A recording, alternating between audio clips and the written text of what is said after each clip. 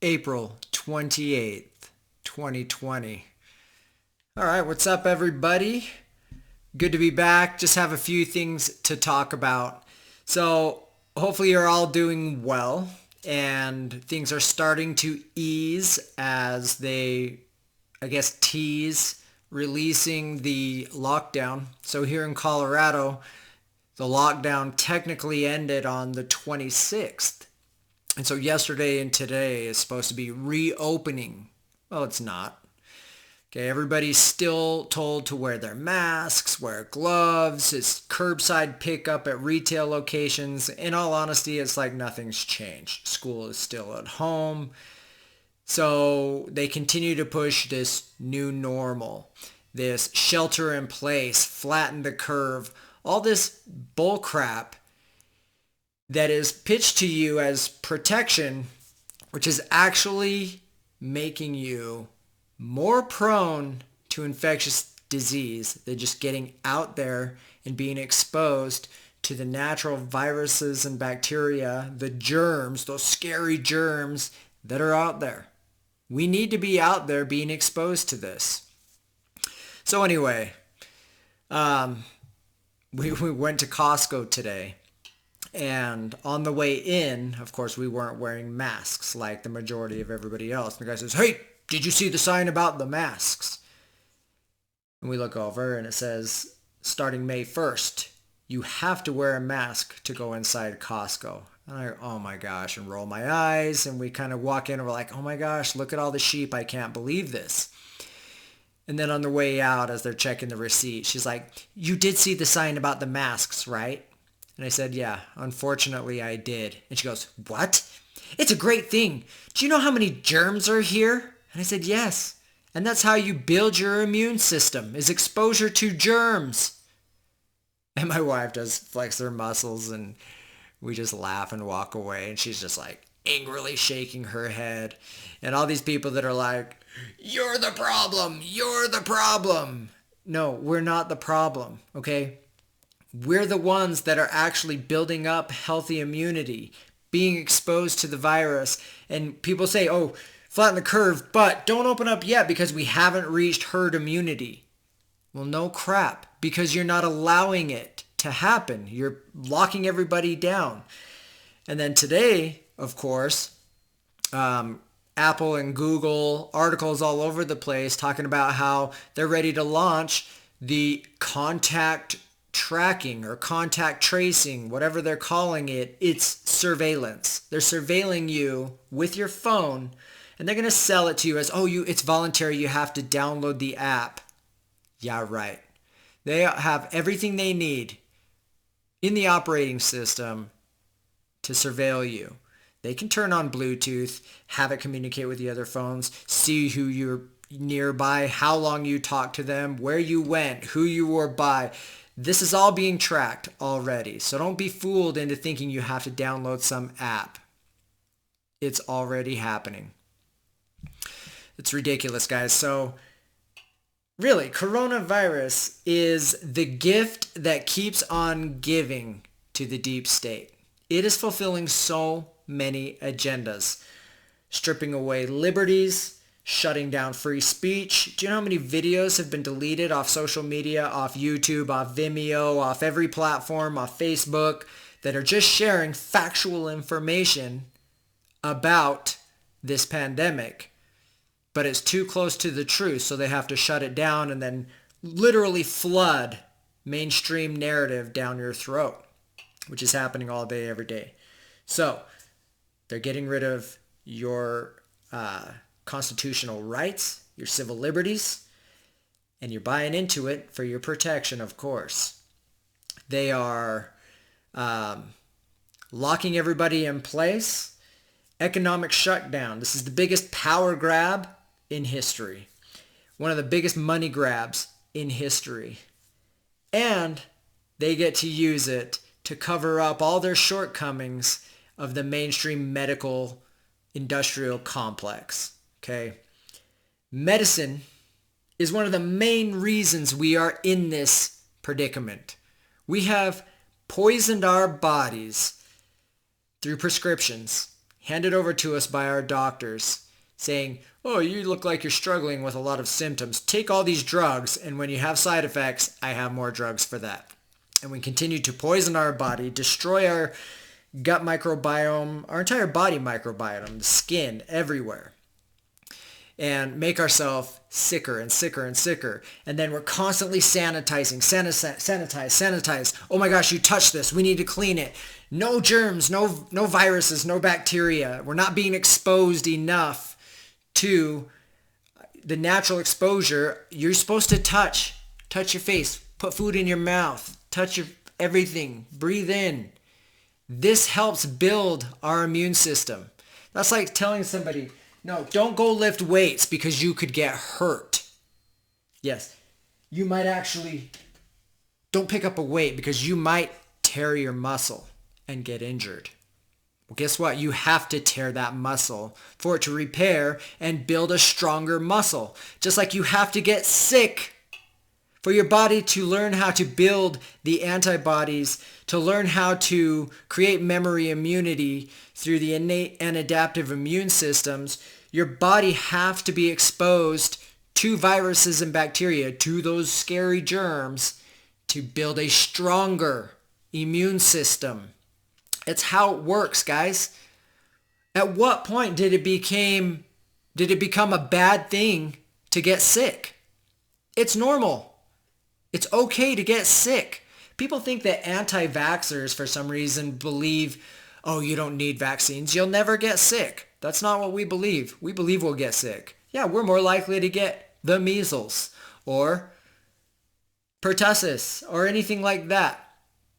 But we're okay with it. It's okay to get sick. We work at living a healthy lifestyle to ensure that we can handle it, that our bodies will recover, and you will have a beautiful, robust, healthy immune system that is trained better by natural wild infection than by vaccine-induced infection. Okay, just looking at antibodies, which doesn't really increase your ability to overcome an infection.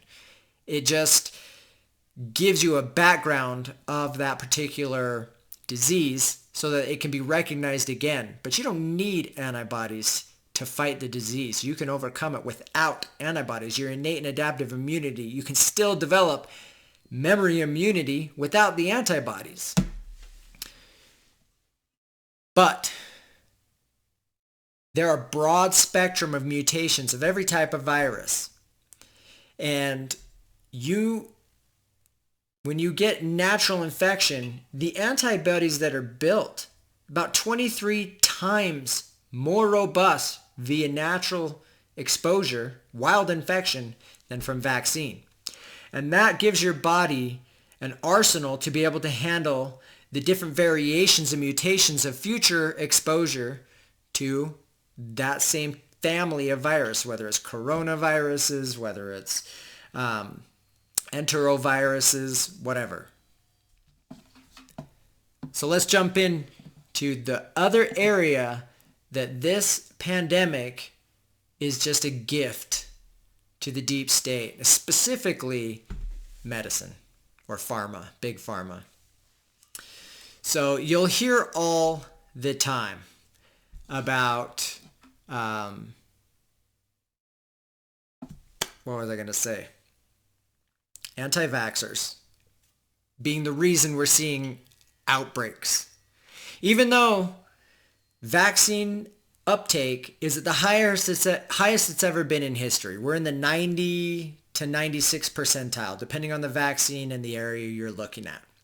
But we're seeing all these outbreaks. Oh, it's those anti-vaxxers that are failure to vaccinate. Failure to vaccinate is all they talk about.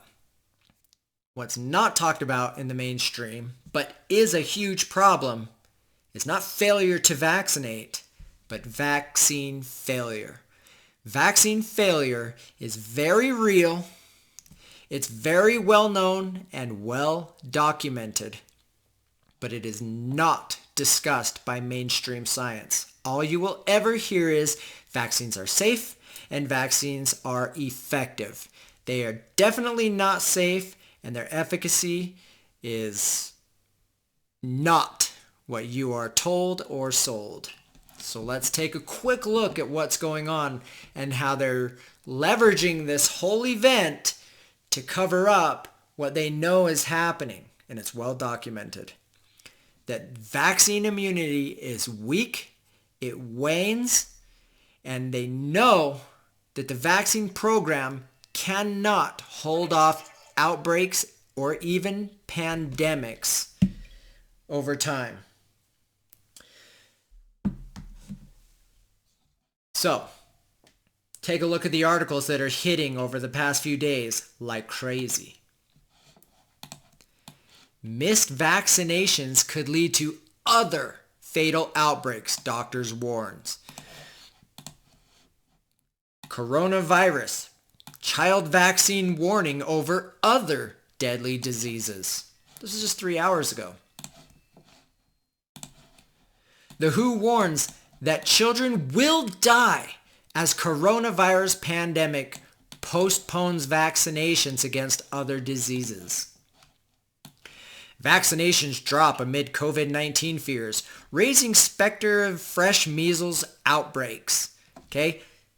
Predictive programming, they're telling you, okay, these outbreaks are coming, and they know why they're coming, and it has nothing to do with coronavirus or delaying this stupid schedule, this dangerous vaccine schedule that's out there for your children to be harmed by. But this is where they're going to put your mind. And when these outbreaks come, people are going to go, oh, it's because of the lockdown and kids weren't getting their scheduled vaccines. Yeah, right. Measles resurgence fear amid coronavirus. So that's just a handful. There's literally dozens of them. If you search vaccine outbreak, you're going to find article after article after article saying this lockdown is preventing scheduled vaccinations and we're going to see these big outbreaks. Now, they want to use this to cover up the fact that these outbreaks that have already started and are going to get worse and worse are actually a result of vaccine failure and not failure to vaccinate. One of the main reasons why is because of waning immunity. Now, when you get an infection from a wild virus, something like measles, you're going to get lifetime immunity. Again, the antibodies, you get 23 times more antibodies throughout your entire body than from vaccine-induced immunity, which is very weak. In fact, many kids get chronic lifelong infection that's so weak the body doesn't arm a full defense, and this virus lives in the host forever. They have chronic infection, typically in their gut, of measles and its vaccine strain. One of the key indicators in autism. Anyway, back to waning immunity. And there's many, many studies about this. Okay, so let's just hit on a few. 1984. The future of measles in highly immunized populations, a modeling approach. Little is known about how intensive measles elimination program changes the overall immune status of a population. Keep in mind, immunizations haven't been around very long if you're looking at the long history of humanity. We've been here for tens of thousands of years. Let's even just say thousands of years. Well, we've only been vaccinating for a couple hundred and really only a few decades with all the modern vaccines, okay? Just a few decades. Literally a blip in all of history. We have no idea what the long-term ramifications are for trying to intervene in this way, but we're starting to find out. A computer model was created to study the effect of the measles elimination program in the United States on the number of susceptibles in the population. The simulation reveals that in the pre-vaccine era, approximately 10.6%, that's it, 10.6% of the population was susceptible to measles, most of whom were children less than 10 years of age, which is the best time to get it. With the institution of the measles immunization program, the proportion of susceptibles in the population dropped to 3.1% from 1978 to 1981. Short-term game. Great. That was a nice short-term game. We dropped the incidence rates to just 3.1% of the population being susceptible. But as more and more people got immunized, it began to rise by approximately 0.1% each year to reach the 10.9% by the year 2050. Now, I mentioned this in a few of my videos before, that we're going to be in a worse place than pre-vaccine era by 2050. Here's the study. Okay? The susceptibles at this time were distributed evenly throughout all age groups. So now it's not just 10 and under getting sick. It's everybody. And when you're older, and as you can see with the coronavirus, when you're very elderly, this is much more dangerous and has much more chance of killing you. So, susceptibles were distributed evenly throughout all age groups. The model did not consider the potential effect of waning immunity. So it's actually going to be accelerated faster than this. The results of this study suggest that measles elimination in the United States has been achieved by an effective immunization program aimed at young susceptibles combined with a highly naturally immunized adult population. So it worked because you had all these adults that had natural measles, then a bunch of kids that got the vaccine, and you had this herd immunity, an artificial herd immunity that was limited. Only during the waning period of that vaccination actually being effective, which we know now is around 10 years, at best 20, on average about 10. Are you keeping up? However, despite short-term success in eliminating the disease, the long-range projections demonstrate that the proportion of susceptibles in the year 2050 may be greater than in the pre-vaccine era. So in the short term, it seems great. But in the not too distant future, in fact, we are seeing it begin now.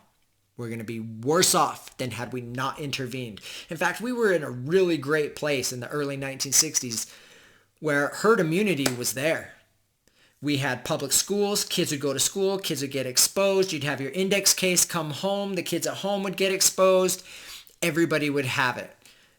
Everybody in the United States typically had measles. It was a rite of passage by the time they were 15 years old. Between 3 and 15, 95% of people were done with measles and were fine.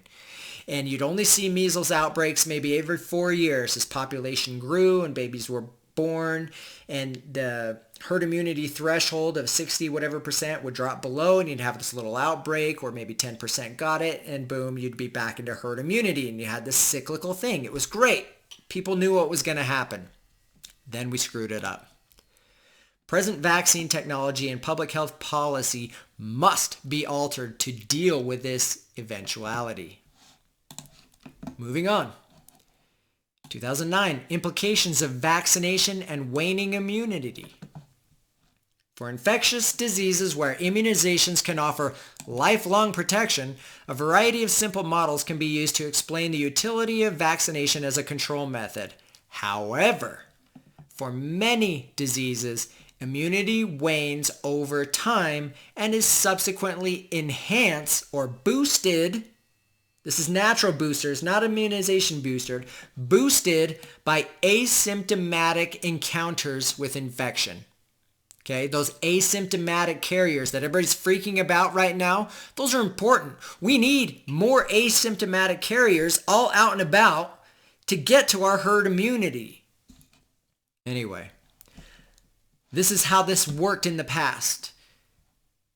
We are eliminating asymptomatic carriers with the programs we have in place, and with shelter in place and wear a mask and sanitize everything because we're so scared of the germ. It's not the germ, it's the individual susceptibility.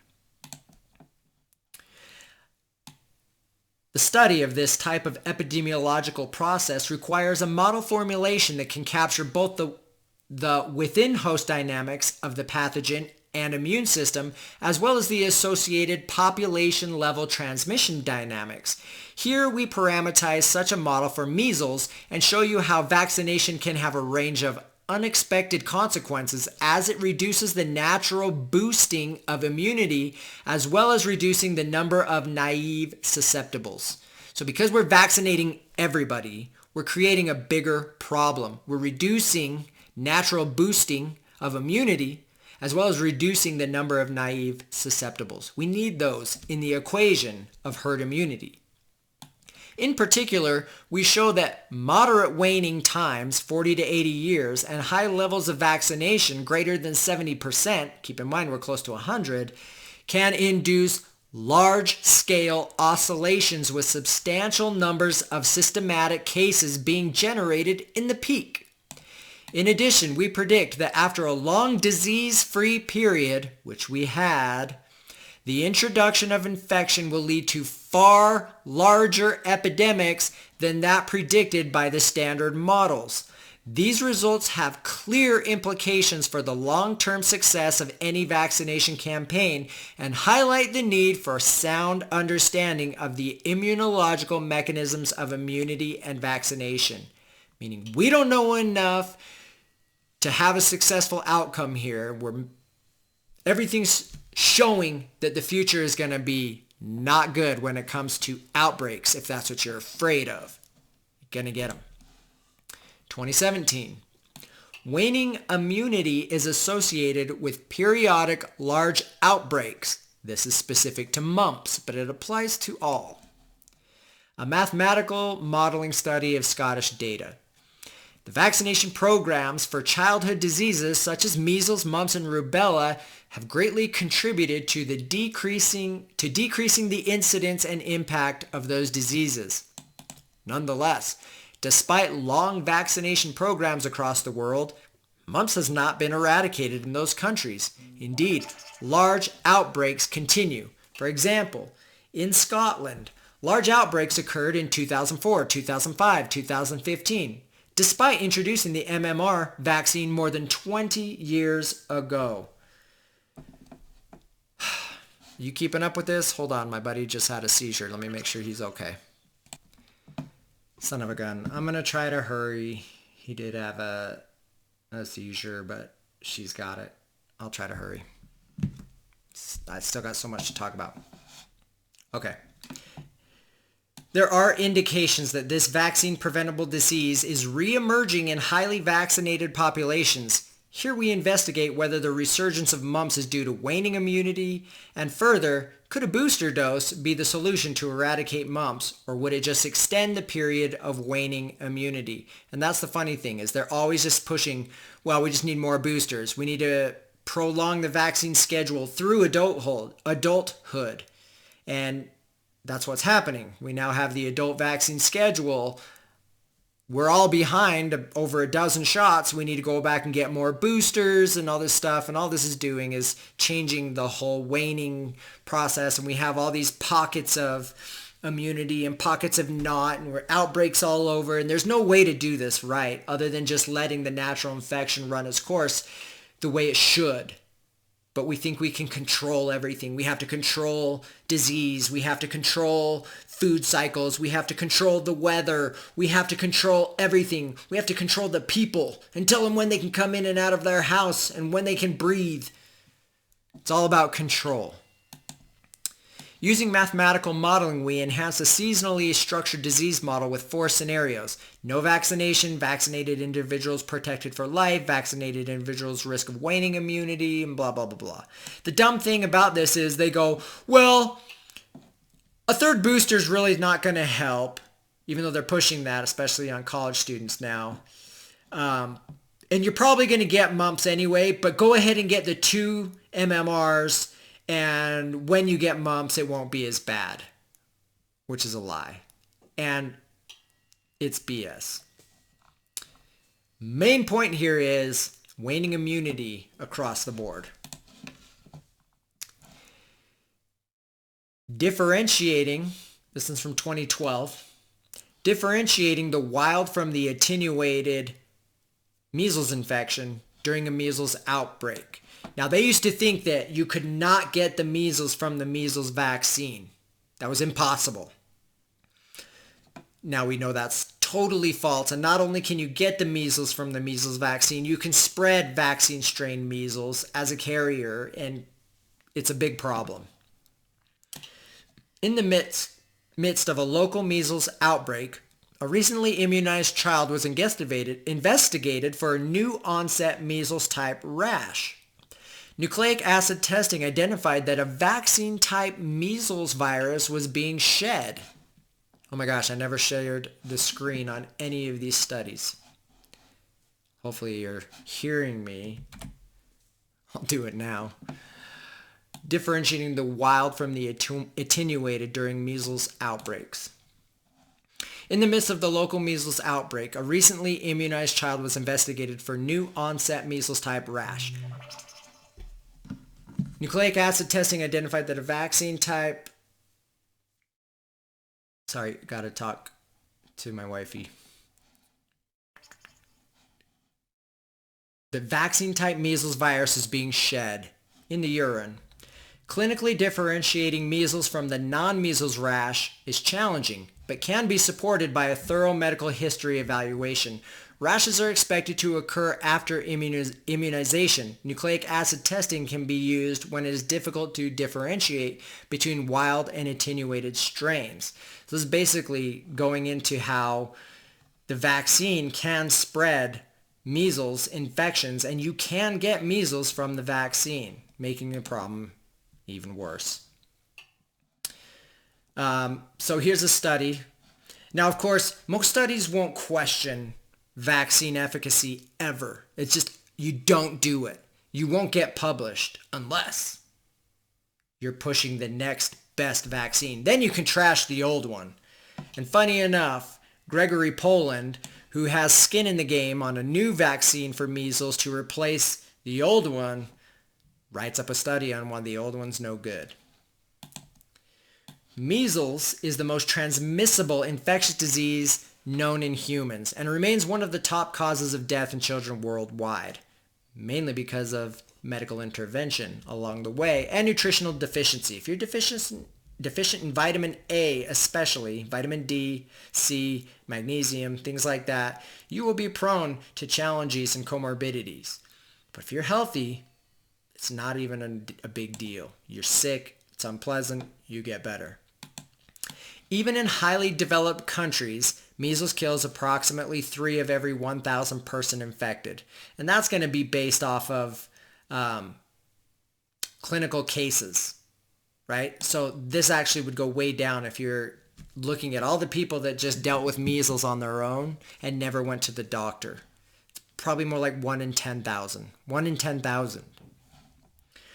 While no treatment exists for measles, prevention in the form of vaccination has been available since the 1960s. Despite the significant global morbidity and mortality of measles, considerable progress is evident. Just a decade ago, in 2000, measles killed an estimated 777,000 people a year worldwide, and in 2010, it only killed 160,000 people. So that's a testament to the widespread use of vaccine. Again, that was part of that short-term gain. And now we're heading into the long-term consequences. But concerns lurk. Unnoticed for the most part, despite the above gains, measles is re-emerging as a serious public health threat, and outbreaks are occurring even in highly developed countries where vaccine access and public health infrastructure and health literacy are not significant issues. This is unexpected and a worrisome harbinger. The measles outbreaks are occurring where they are least expected. As illustrated in the table, since 2005, these outbreaks have also occurred in the U.S., with surprising numbers of cases occurring in persons who previously received 1 and even 2 documented doses of measles-containing vaccine. Thought if you got 2, you're supposed to have lifelong immunity. Guess not. In fact, as of September 2020, 2011, the U.S. has had 15 measles outbreaks with 200 confirmed cases, the highest numbers of the cases since 1996, until the 2014-2015 outbreaks, and then the big 2019 outbreak. You see what's happening. This is beginning. This is the beginning of the end, guys. But it's the coronavirus's fault. No, it's the vaccine's fault.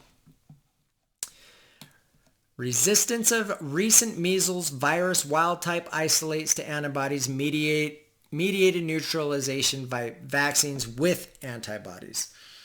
Okay, so this talks about how the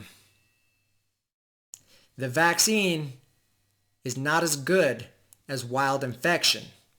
And there are many different strains of measles, just like there are of coronaviruses or enteroviruses and so on and so forth, Coxsackie viruses, whatever. What they're showing here is for those that got wild type infection later on that were exposed to other mutated versions or different strains of measles virus, only 2 of the 20 viruses they were exposed to were not neutralized. Okay? So they were able to neutralize, their body was able to neutralize all the other strains of measles, except for 2 out of 20. Whereas the vaccinated group, 10 out of the 20 viruses resisted neutralization. Way more. I mean, that is statistically significant difference, which means there was not a good enough arsenal of tools built up from the initial infection to be as beneficial in the future that you could have got from natural infection. It's a big deal.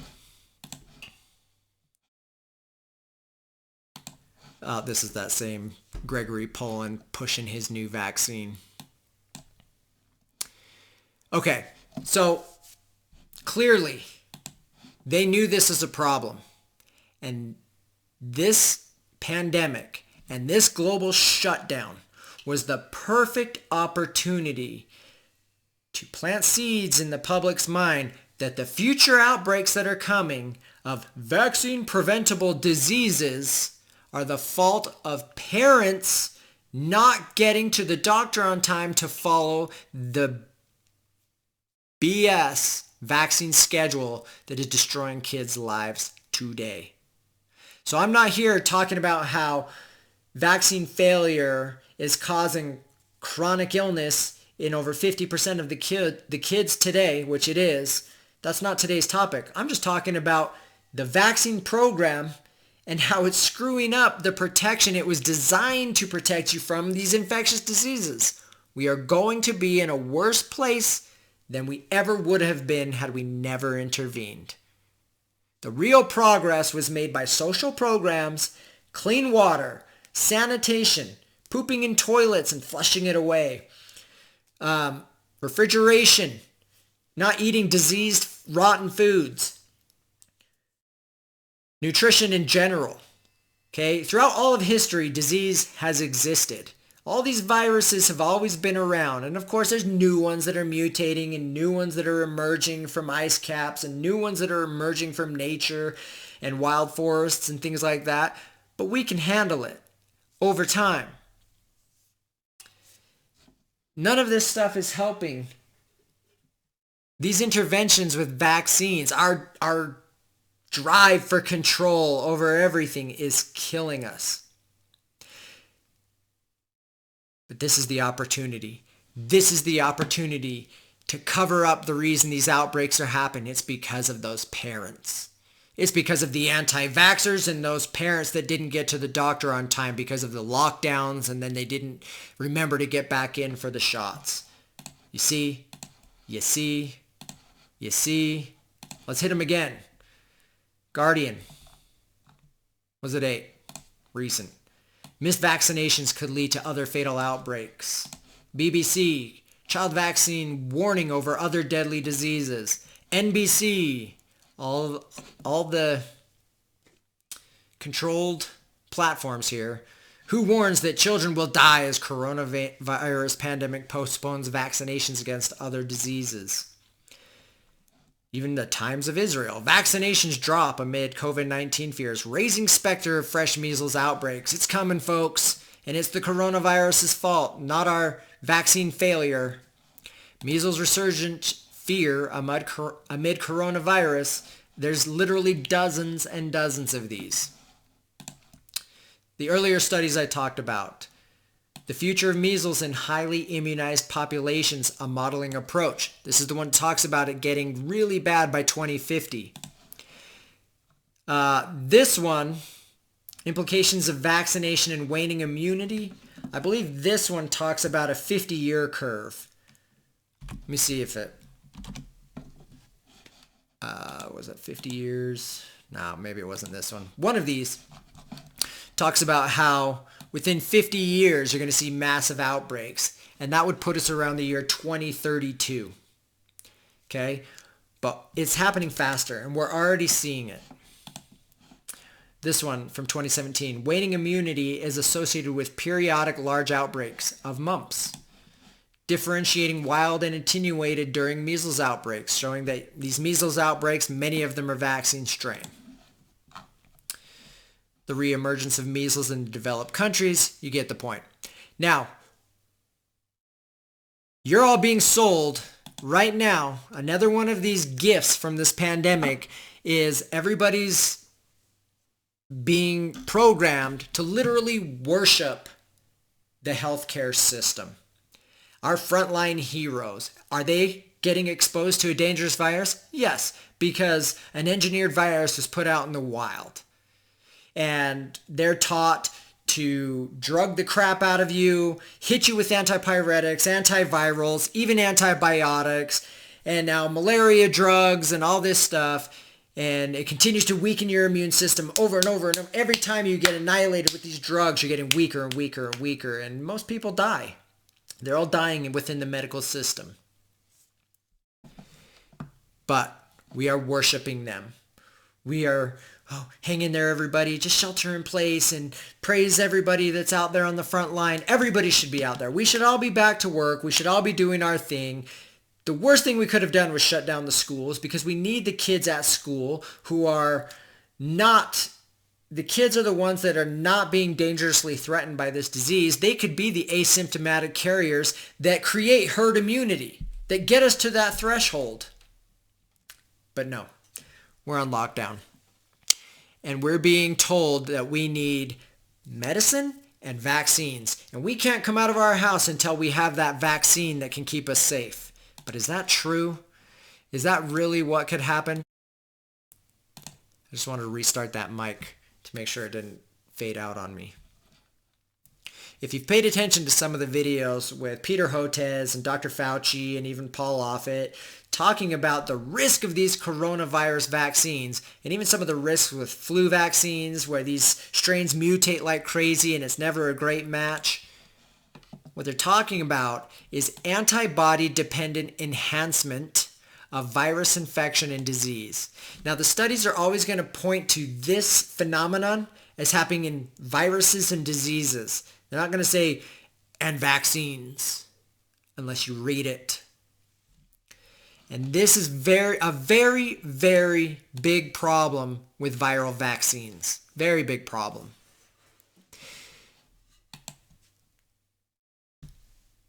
What it means is these vaccines, again, give you this weak infection. And you only generate a small amount of antibodies. Well, what happens with some of these viral infections is those antibodies actually have a reverse effect almost of not protection. It actually enhances the virus's ability to attack the body. Let's look at it. In general, virus-specific antibodies are considered antiviral and play an important role in the control of virus infections in a number of ways. However, in some instances, the presence of specific antibodies can be beneficial to the virus. This activity is known as antibody-dependent enhancement, ADE, antibody-dependent enhancement. of virus infection. The ADE of virus infection is a phenomenon in which virus-specific antibodies enhance the entry of virus and in some cases the replication of virus into monocytes, macrophages, and granulocytic cells through interaction with Fc and or complement receptors. It's very big on this Fc receptor. This phenomenon has been reported in vitro and in vivo for viruses representing numerous families and genera of public health and veterinary importance. These viruses share some common features such as preferential replication in macrophages, ability to establish persistence, and antigenic diversity.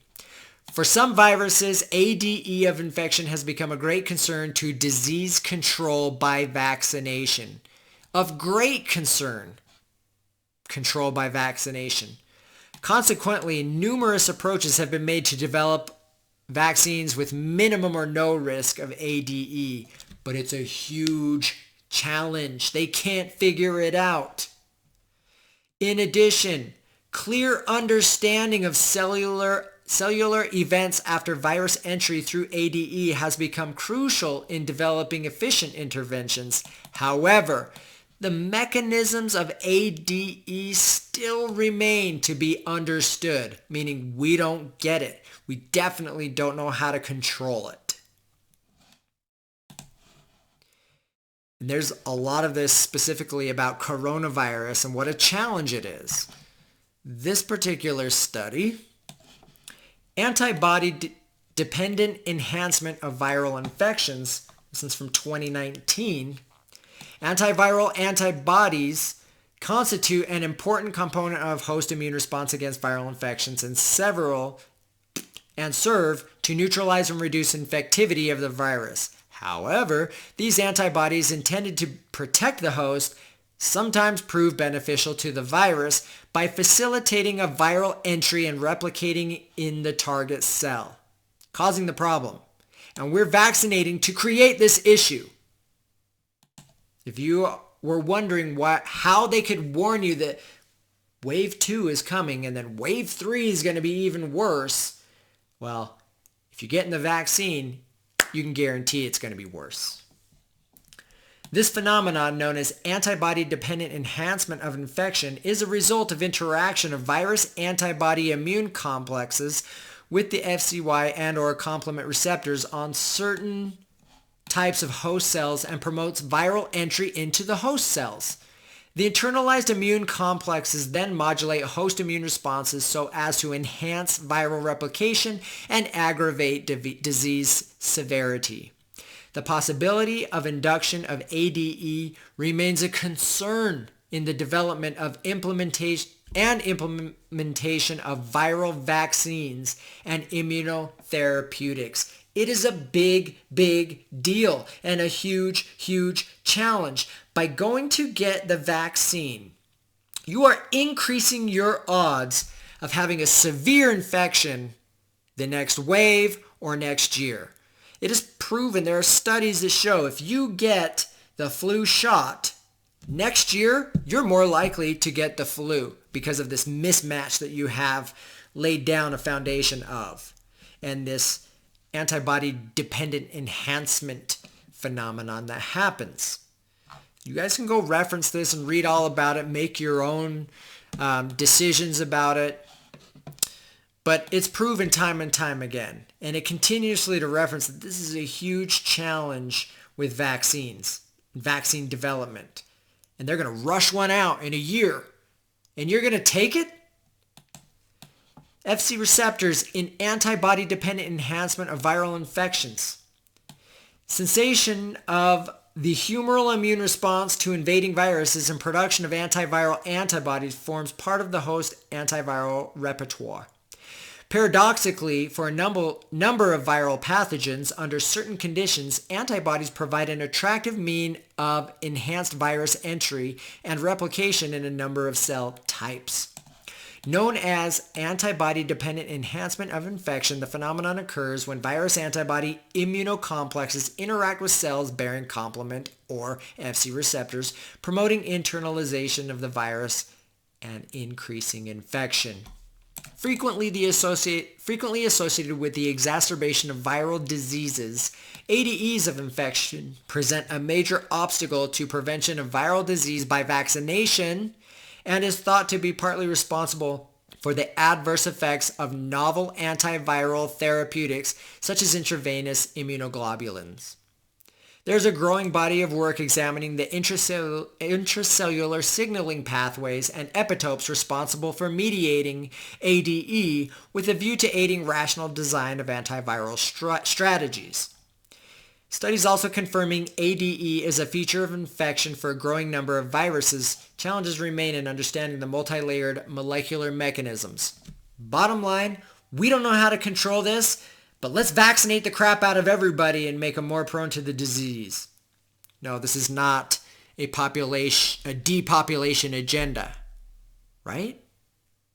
No, they're trying to help us, right? They're making us buy into the medical complex because it's good for us, right? Wait, why do we have the sickest population here in America, but we have the most robust health system? Maybe because it's not a health system, but a sick system. The devil's in the details, guys. These headlines are literally a cover-up for the fact that the vaccines are failing, and they've known it's coming, and this is the perfect opportunity to cover it up so the public can point the finger at the anti-vaxxers and the parents that didn't get the shots on time. You're the problem. Report these people. They're not wearing masks. You're the problem. Right? Oh my gosh, guys. Wake up. The sad thing is everybody that watches my videos are already awake and already know this. But with the faint hope that someone out there will watch my videos that hasn't learned this yet, that's why I do it. If you want to get a much better presentation of this data, please go to Dr. Suzanne Humphries' Herd Immunity Measles by Dr. Suzanne Humphries. This was posted on her YouTube channel, March 19th, 2017. It's fantastic.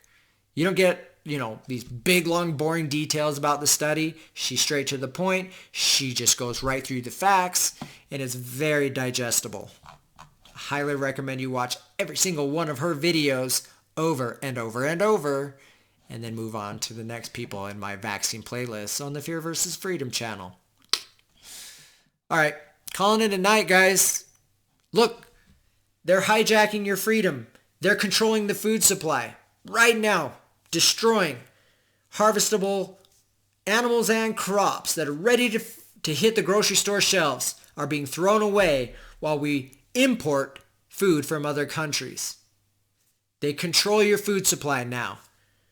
They control everything, and they want to control you. They want to control how your body works, how long you live, how sick you get, how much money you have to spend on their healthcare system, and so on and so forth.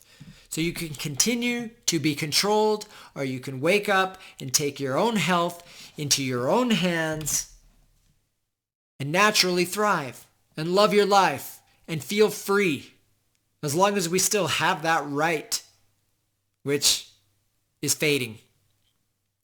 But the more of us that wake up and speak up, the better we can fight and stop this from happening. So, thank you to anybody who actually had the patience to sit through this. To everyone, love you guys. Have a good night.